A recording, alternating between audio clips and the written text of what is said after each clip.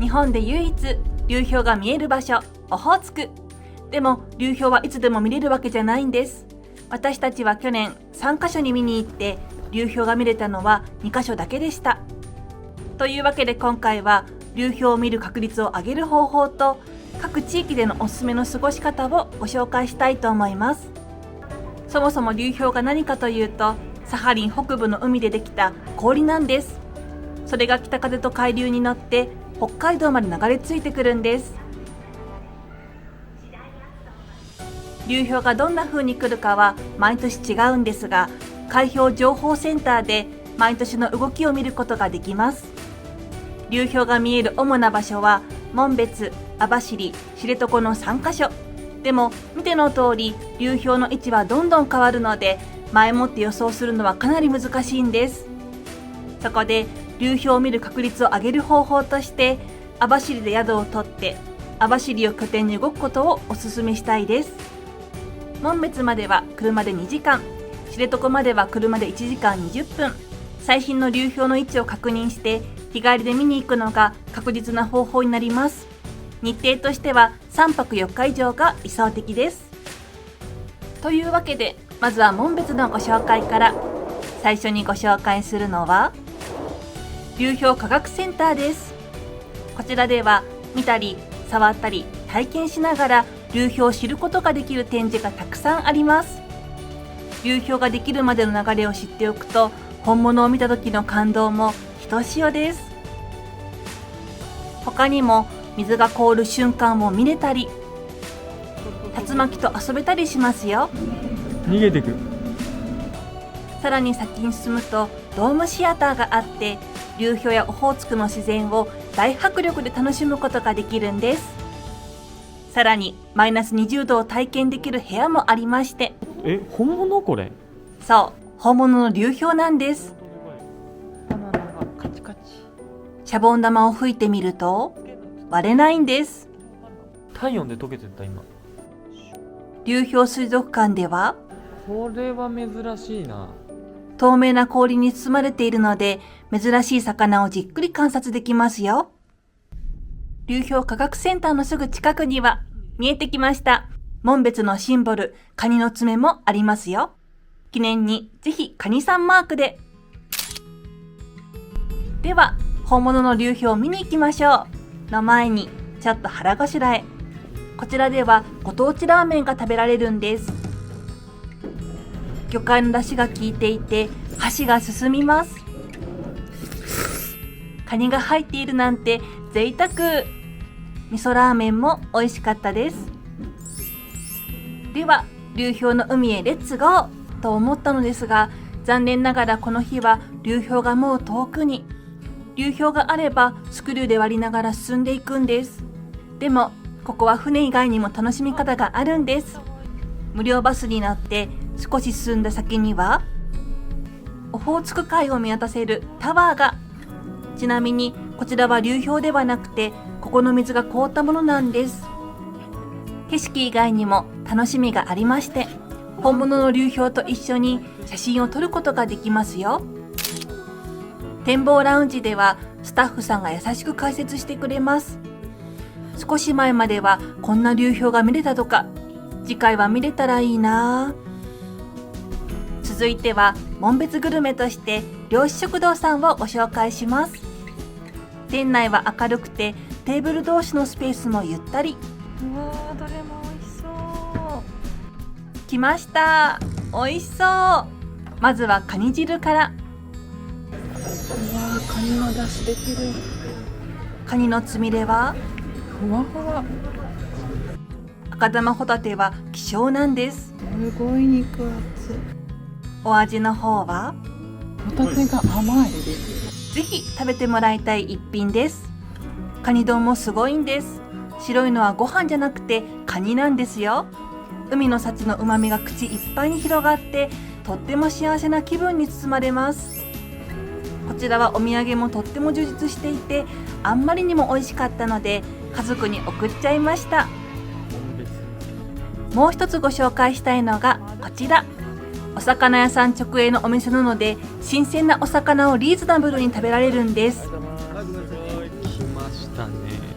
箸で持っただけで新鮮さが伝わってきます。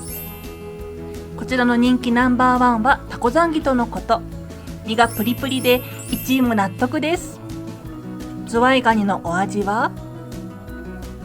めっちゃジューシー。最後に紋別と網走の間にあるおすすめをご紹介します。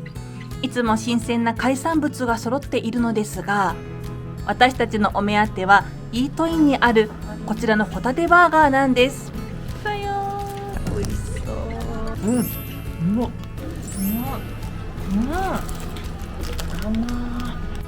何度もリピートしちゃうくらい美味しいので、ぜひぜひお試しください。さて、夜明け前から向かっているのは知床です。その途中にぜひ立ち寄ってほしいところがありまして、それはおしんこしんの滝です。大迫力。冬でも凍らないんですね。朝早くに向かったのは知床の道の駅です。こちらでは知床と流氷の深い関わりや生態系がわかるようになっています。なのですが、私たちの目的は他にありまして、これからですね、ドライスーツ着用していきます。皆さんに来ていただき朝からお客さんがいっぱい。まずはドライスーツに身を包みます。少し歩くと見えてくるのが流氷です。なんとここでは流氷の上を歩けるんです。ガイドさんから注意点を教わったらすぐに出発です。いやー、今流氷の上歩いてるんだ。こんな風に不安定なところもあるので、硬そうなところを探しながら少しずつ進んでいきます。これがなかなか楽しいんです。怖がりの私はずっとドキドキです。ここ行けるかな。あ、行けた。よいしょ。先に進んでいくとだんだんと安定した場所になっていきます。記念写真を撮ったり、少し余裕が出てきたらいよいよメインイベントのお時間です。それはいきますよ。せーの。おお。海の中に入れるんです。ドライスーツで全然冷たくないんですよ。怖くないでしょ。怖くない。意外とね。他にも野生のクリオネに出会えたり、最後まで流氷を楽しみ尽くせるツアーですよ。元気なくなってる。先ほどの道の駅まで戻ってきました。お腹が空いたところで美味しいものを食べに行きましょう。店内はとっても広々。こちらは道の駅とは思えないくらい本格的な北海道グルメが食べられるんです。私たちが選んだのはサクラマス、イクラ、そしてホタテの三色丼です。ホタテはとっても肉厚で食べ応え十分。大粒のイクラも良質で美味しいです。さらに知床の最高級の豚肉も食べられるんです。ここでこんなに美味しい豚丼に出会えるとは。うん。脂身めちゃめちゃうまいな。さて最後は網走のご紹介です。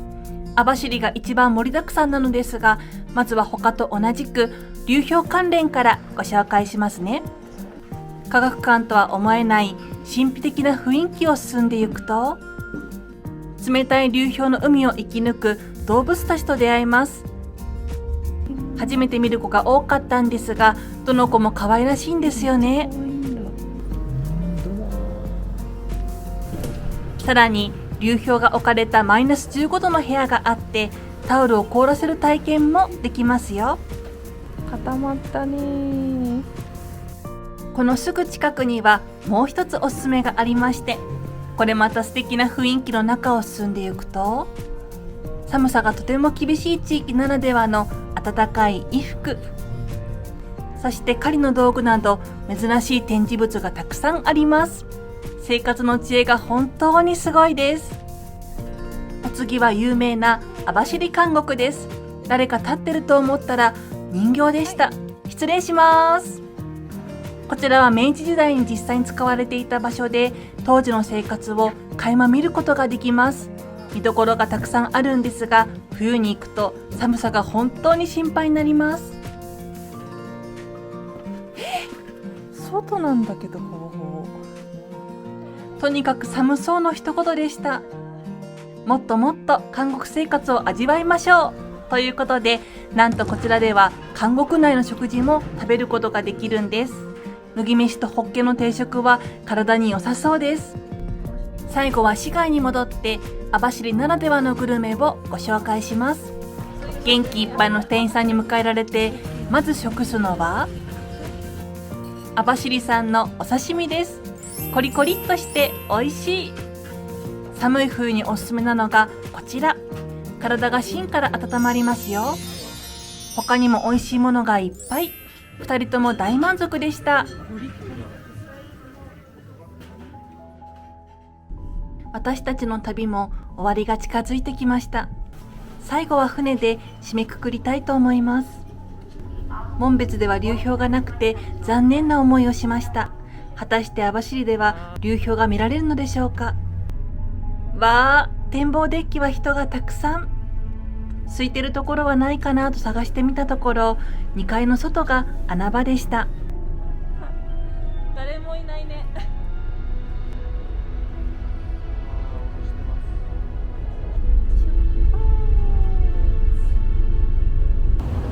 流氷台まではこれより20分ぐらいかかります。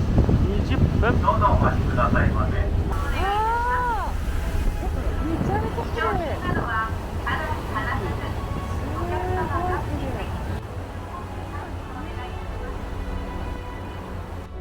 ありました。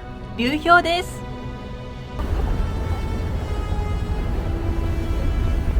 少し出されてすごいスライドしてる。割れないんだね。船の重みで氷を押しのけながら力強く進んでいきます。見に来た甲斐があったと思える素晴らしい景色の数々です。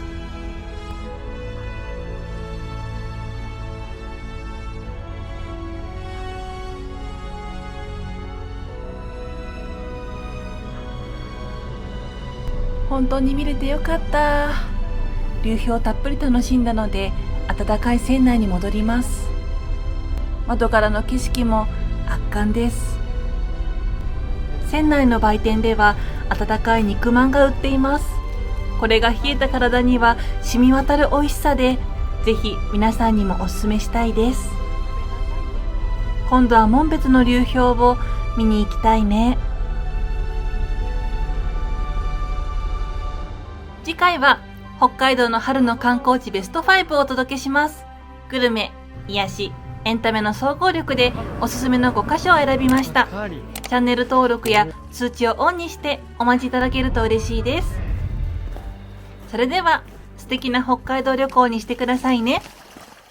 せーの、したっけねー。ギリギリいくね。